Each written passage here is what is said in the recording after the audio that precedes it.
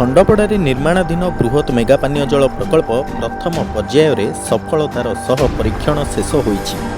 ରାଜ୍ୟ ସରକାରଙ୍କ ପକ୍ଷରୁ 603 କୋଟି ଟଙ୍କା ବ୍ୟୟ ଅଟକଳରେ ଗତ 2020 ମସିହାରେ ଖଣ୍ଡପଡ଼ା ବ୍ଲକ ବନମାଳୀପୁର ପଞ୍ଚାୟତ ଅଧୀନ ପୁରୁଷୋତ୍ତମପୁର ଗ୍ରାମସ୍ଥିତ ବିମାନ ଅବତରଣ ପଡ଼ିଆ ପରିସରରେ ଏହି ବୃହତ ମେଗା ପାନୀୟ ଜଳ ପ୍ରକଳ୍ପ ନିର୍ମାଣ କାର୍ଯ୍ୟ ଆରମ୍ଭ ହୋଇଥିଲା।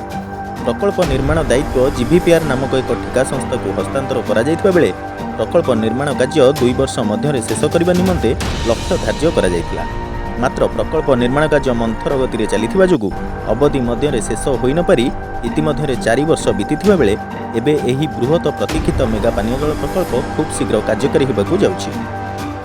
ଆସନ୍ତା 2 ମାସ ମଧ୍ୟରେ ନୟାଗଡ଼, ଖଣ୍ଡପଡ଼ା, ଭାପୁର, ଓଡ଼ଗାଁ ଓ ନୂଆଗାଁ ବ୍ଲକର 8ଟି ପଞ୍ଚାୟତ ଏହିପରି ଜିଲ୍ଲାର ମୋଟ 115 ପଞ୍ଚାୟତର ଲୋକ ମେଗା ପାନୀୟ ଜଳ ପ୍ରକଳ୍ପ ଜରିଆରେ ଉପକୃତ ହେବେ ବୋଲି ପ୍ରଶାସନ ସୂତ୍ରରୁ ଜଣାପଡ଼ିଛି।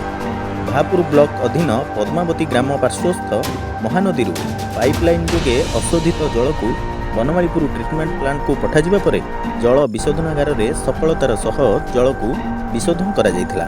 ପ୍ରଥମ ପର୍ଯ୍ୟାୟରେ ସଫଳତାର ସହ ଜଳକୁ ବିଶୋଧନ କରାଯାଇଥିବା ନେଇ ମେଗା ପାନୀୟ ଜଳ ପ୍ରକଳ୍ପ ଦାୟିତ୍ୱରେ ଥିବା ଅଧିକାରୀ ଏନ୍ ମୁରଲୀ ନାଇଡୁ ପ୍ରତିକ୍ରିୟା ଦେଇଛନ୍ତି।